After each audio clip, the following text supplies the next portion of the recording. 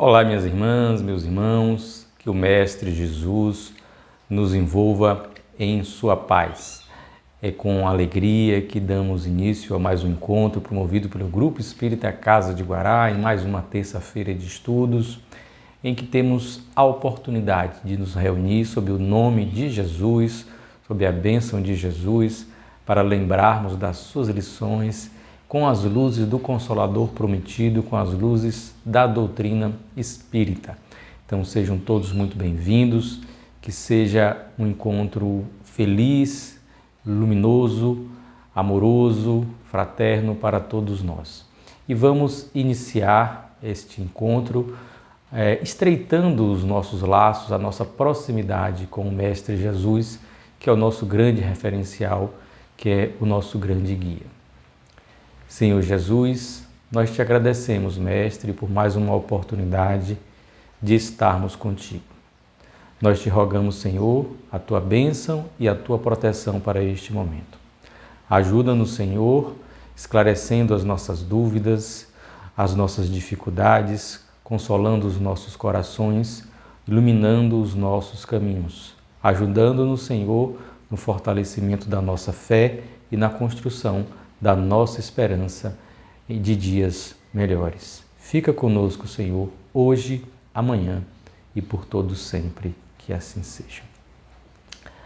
Bem, nós estamos estudando o livro Caminho, Verdade e Vida, esta obra maravilhosa que nos foi oferecida pelo Espírito Emmanuel através da psicografia de Francisco Cândido Xavier.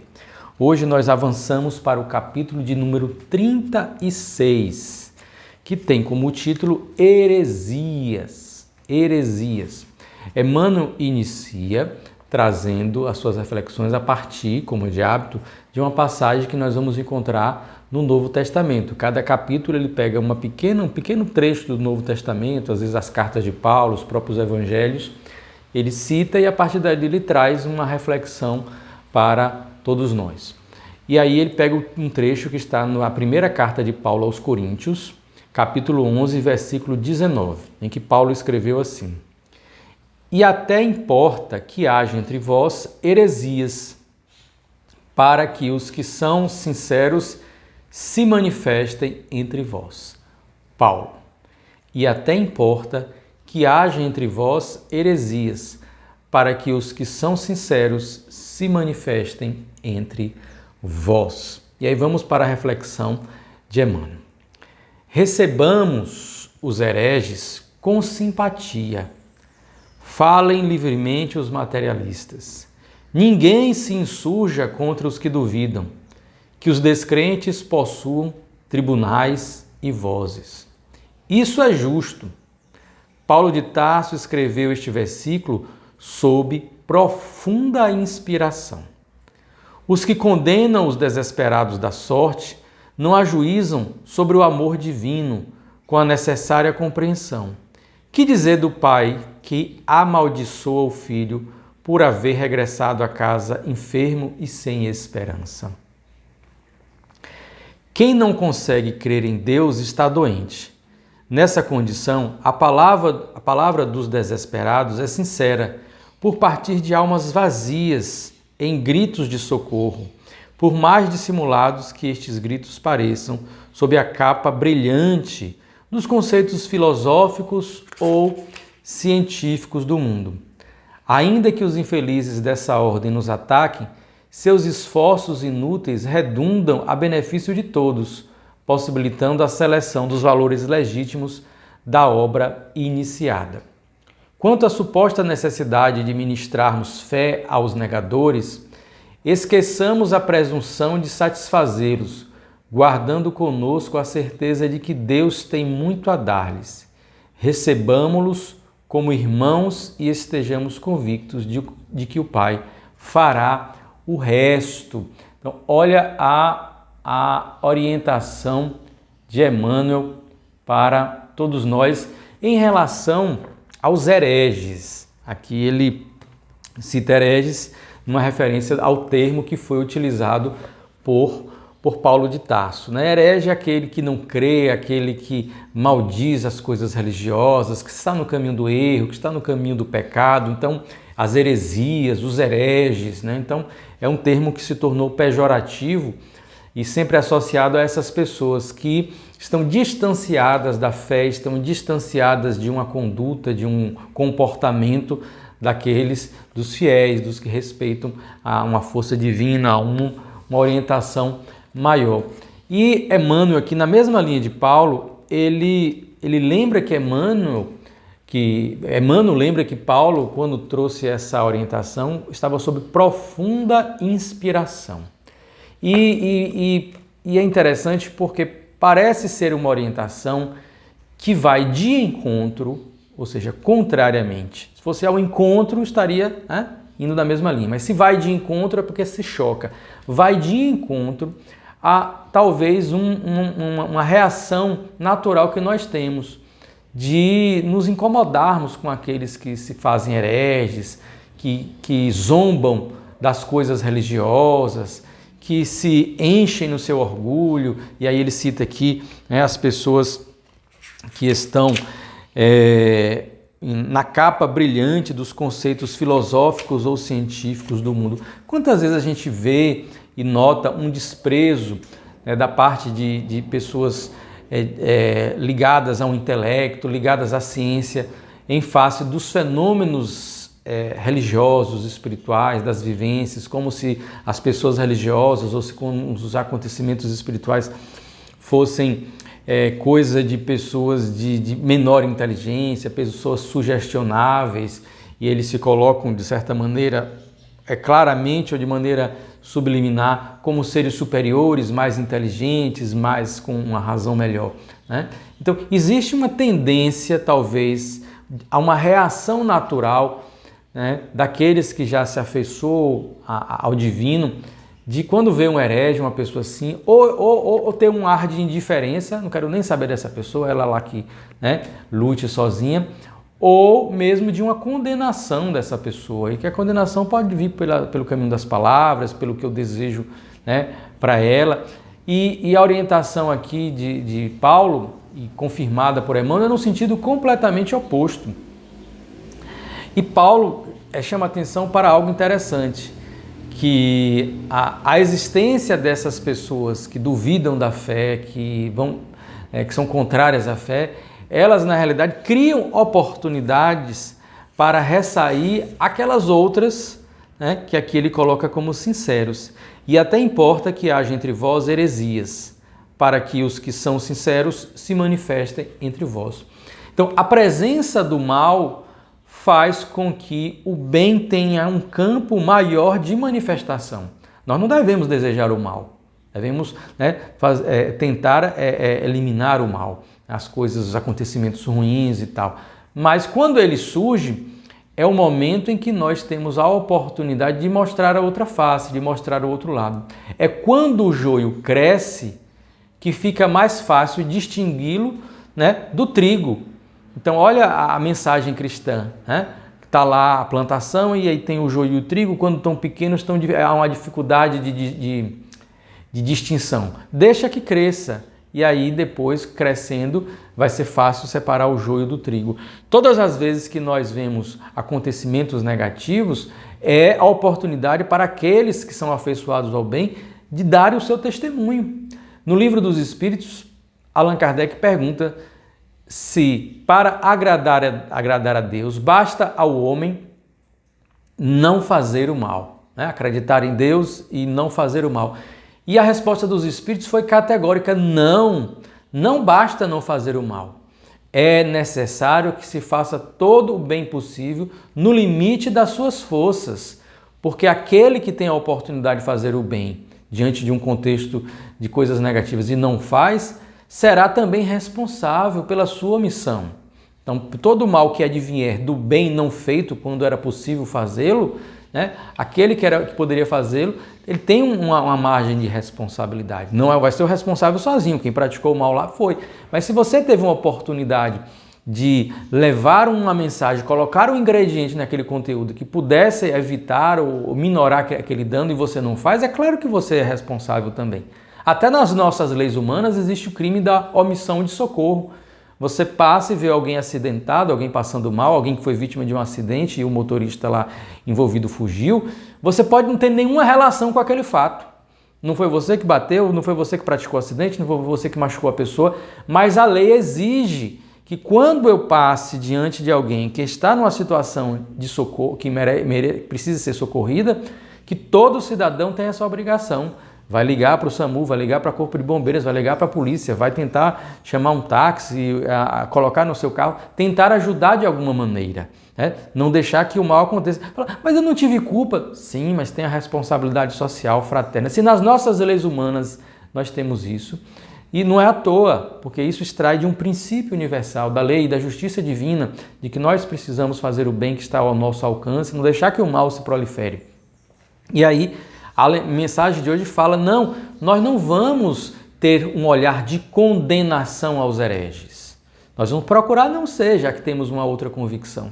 Mas a nossa, e nem ter essa pretensão de convertê-los, porque muitas vezes a gente se acha no lugar daquele que tem que ser o santificador, aquele que leva uma mensagem. A nossa mensagem nós vamos levar, sobretudo, através do exemplo, da nossa conduta, do nosso fazer, do nosso não fazer, e sem ter essa pretensão de ser aquele que vence, que converte, que numa disputa verbal ou de qualquer outra forma eu sair vencedor. Não, porque isso é manifestação do orgulho e da vaidade. Nós vamos colocar os nossos talentos à disposição do bem, buscar fazer o bem, buscar auxiliar da forma que a gente consegue. Então, isso a gente vê uma certa angústia, por exemplo, nas reuniões mediúnicas de desobsessão, né? São reuniões realizadas nas casas espíritas, são realizadas, outras religiões podem realizar também, mas na doutrina, no movimento espírita, nas casas espíritas, nós temos, via de regra, essas reuniões em que há um intercâmbio espiritual e existem as chamadas reuniões mediúnicas de socorro espiritual ou de desobsessão, em que através de médios psicofônicos ou psicográficos, espíritos têm a oportunidade de se manifestar, né? Trazer ali as suas angústias, os seus problemas, o seu contexto. Normalmente são espíritos que desencarnaram e não sabem que desencarnaram, ou sabem, mas se mantêm vinculados ainda a questões do trabalho, questões da família, se mantêm perturbados e também com a sua influência nos ambientes perturbam, né, influenciam as pessoas. E aí as casas espíritas, com o suporte dos benfeitores espirituais, permitem essas reuniões em que esses espíritos têm a oportunidade de falar, são acolhidos, são esclarecidos dentro do possível, e aí depois a própria espiritualidade faz os encaminhamentos necessários, buscando auxiliá-los e, por consequência, auxiliar as pessoas que estão sofrendo a influência indesejada daqueles espíritos. E a gente vê, e nessas reuniões existem aqueles médios ostensivos que vão permitir que os espíritos se comuniquem, normalmente pela fala, né, os médios falantes ou psicofônicos ou de incorporação, como é comum se dizer. Algumas também utilizam da psicografia, o espírito vai escrever, mas é mais habitual, no caso de espíritos que estão em perturbação espiritual, a manifestação através da fala. E tem o outro trabalhador que vai ali da equipe, que vai conversar com esse espírito, né, considerado médio doutrinador, dialogador. E muitos trabalhadores, quando estão exercendo essa função, o que vai conversar com o espírito, sentem uma certa angústia de não conseguir convencer o espírito de que a postura dele está fazendo mal para ele mesmo, que ele pode seguir outro caminho, que ele desencarnou, que agora ele pode vivenciar as experiências do mundo espiritual, não se prender mais aqui às coisas da matéria. E gera uma frustração e o diálogo se estende e o doutrinador fica ali, não conseguir.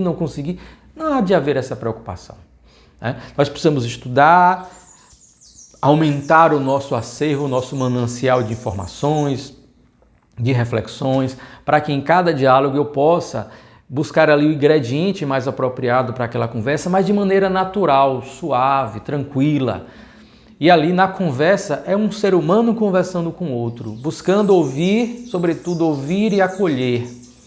E aí dentro do possível, né, dá uma sugestão, dá uma orientação, sem julgamentos. E se no primeiro momento aquele espírito não aceita, ter fé em Deus, saber que a espiritualidade vai fazer um encaminhamento, se for necessário ele se comunica de novo, ou existem diálogos no próprio plano espiritual já aí, só entre desencarnados. Mas a gente ainda fica naquela, não, eu tenho que conseguir, ou não consegui, o espírito não aceitou aquela informação e tal. Não, isso muitas vezes vem da nossa insegurança, ou às vezes até do nosso orgulho, da nossa vaidade de querer vencer. Não há disputa nenhuma ali, não há disputa. Nossa preocupação deve ser só de acolher bem, de estar bem para acolher conversando. Uma pessoa conversando com a outra, uma encarnada, outra desencarnada.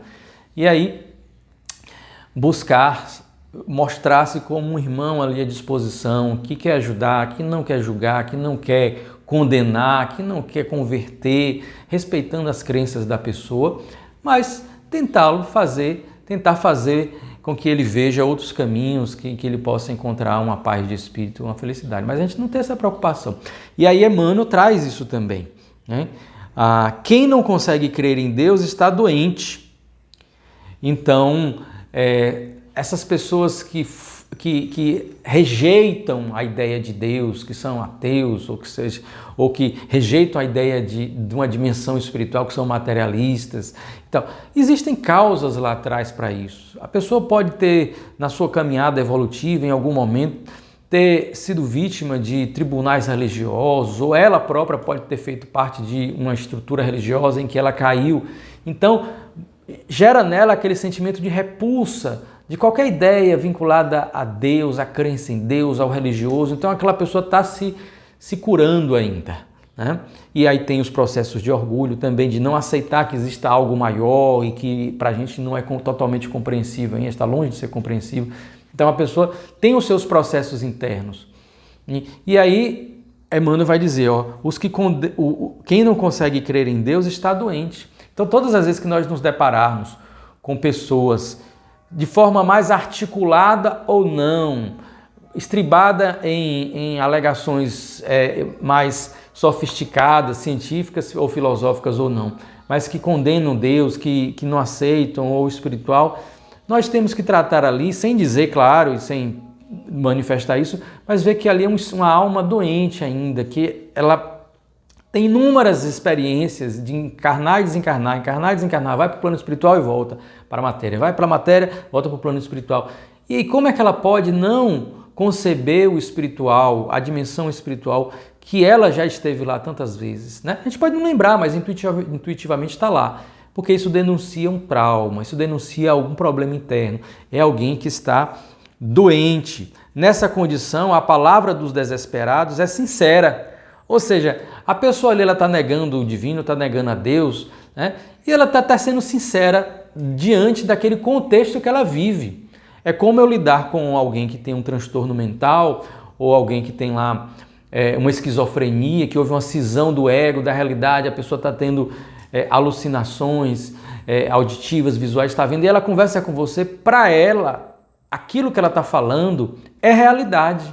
Ela não está elaborando ali um discurso mentiroso, ela está vivendo aquilo, para ela é realidade. E esse é um cuidado que a gente deve ter sempre que a gente conversa com outra pessoa. Às vezes a gente está conversando com outra pessoa, a pessoa se chateia com uma coisa, se magoa com uma determinada coisa, que para a gente é besteira, é bobagem, e a gente não sabe o que está por trás daquilo, quais os traumas que aquela pessoa traz, quais são, às vezes aquilo ali que para a gente parece banal, foi só a última gota num copo d'água. A última gota. E a pessoa estava lá, né, com aquilo lá guardado, e vem só um elementozinho ali e faz derramar, faz eclodir todo um processo, toda uma situação que precisa ser elaborada, que não foi elaborada ao longo, às vezes, de várias reencarnações. Então, a gente nunca ter esse olhar de desprezo, de menosprezar ou de desprezar, né? Desprezar é desconsiderar completamente, o menosprezar é diminuir, né? O que o outro manifesta como sentimento e buscar colocar-se no lugar do outro. Entra aí o processo da empatia. Todo aquele que conversa, que ouve, tem que buscar ter esse processo da empatia e entender em si, né, por que a pessoa está chegando naquela conclusão, por que a pessoa está naquele lugar. E buscar entender, não uma busca de um poder intelectual, de sapiência, mas para ser mais útil no processo de auxílio, no processo de ajuda. Os que condenam os desesperados da sorte não ajuizam sobre o amor divino, com a necessária compreensão. Que dizer do pai que amaldiçoou o filho por haver regressado a casa enfermo e sem esperança? Olha os exemplos que Emmanuel vai nos trazendo, né? E pega assim, olha, o pai recebe um filho machucado pelos seus próprios equívocos. Qual é a postura do bom pai? Não, vou lhe punir mais uma vez e tal. Não vai ser essa a postura do pai amoroso, né? E também não será essa a postura de Deus. E Deus se utiliza dos homens para auxiliar os homens, das pessoas para auxiliar as pessoas. Nós todos, quando nos vinculamos à mensagem do Cristo, a mensagem espírita, católica, evangélica, com sinceridade, nós estamos nos colocando, nos habilitando para sermos instrumentos da bondade divina. E ao ter essa oportunidade, nós já estamos sendo destinatários da bondade divina, que nos permite, no nosso processo de elaboração das nossas questões, no nosso processo de superação, estarmos fazendo isso através de uma laborterapia do bem, fazer o bem, buscar ajudar. Ainda que os infelizes dessa ordem nos ataquem, seus esforços inúteis redundam a benefício de todos, possibilitando a seleção dos valores legítimos na obra iniciada. Olha aqui o que nós falamos, né? Então, quando a pessoa começa a atacar o bem, a atacar o divino, a Deus, ao espiritual, isso vai fazer com que tá ligado a uma ideia que nós encontramos numa resposta no Livro dos Espíritos, quando Kardec pergunta assim, por que parece que o mal avança sempre, consegue se destacar mais e não há um freio para isso? E os Espíritos vão dizer que às vezes é necessário que esse mal chegue a um excesso, né? Que ele fique manifesto para que venha então a compreensão da necessidade do bem e das reformas morais, as reformas do bem. Então, é como se fosse assim, a gente está meio naquela, assim, entorpecidos, a gente está sem conseguir distinguir muito as coisas. E aí a gente está achando que está tudo bem, daqui a pouco a gente vê, ó, não está tudo bem não. Olha isso aqui que aconteceu, olha isso aqui, olha tanto mal espalhado pelo mundo. Olha, a gente não pode ficar parado, a gente tem que levar a mensagem do bem. Kardec perguntou também aos espíritos, né, por que parece que o mal prepondera. E os espíritos falaram porque os maus são destemidos, são audaciosos, ou seja, eles têm coragem, eles têm iniciativa, e os bons são tímidos. Quando decidirem agir, quando quiserem, né, vão preponderar. Então, vejam que os acontecimentos, e assim, não é desejar o acontecimento negativo, mas eles vão se manifestar, eles vão existir. Ter ciência de que eles existem, né, faz com que a gente saia desse lugar ilusório de que não, já superamos. É igual quando alguém acha que eu não sou uma pessoa paciente, eu sou uma pessoa calma. Aí, por quê? Vive num lugar afastado, vive na fazenda, no meio da natureza, vive no campo, vive no alto do monte, ou vai para uma vida religiosa lá no monastério, fazendo voto de silêncio, meditação e tal. Aí fica paciente, fica calmo. Isso significa que aquela pessoa superou o seu processo de irritação interna, a sua reatividade diante de alguém que lhe agride? Claro que não. Ela apenas não está sendo estimulada. Na hora que volta, pega um trânsito, encontra uma pessoa lá que faz isso e aquilo, aí que ela vai ter o teste. Lá você superou mesmo ou não? E a gente pode, né, ir para esse local de autoenganação, de autossabotagem, em que eu fujo de tudo e vou achando que eu já estou superior. Quando eu sou exposto a uma situação que excita as minhas características, é aí que eu vou ver o quanto eu já desenvolvi de autocontrole, de superação, de melhoria íntima. Então, é por isso que Emmanuel vai nos dizer aqui, ainda que os infelizes dessa ordem nos ataquem, seus esforços inúteis redundam a benefício de todos, possibilitando a seleção dos valores legítimos na obra iniciada.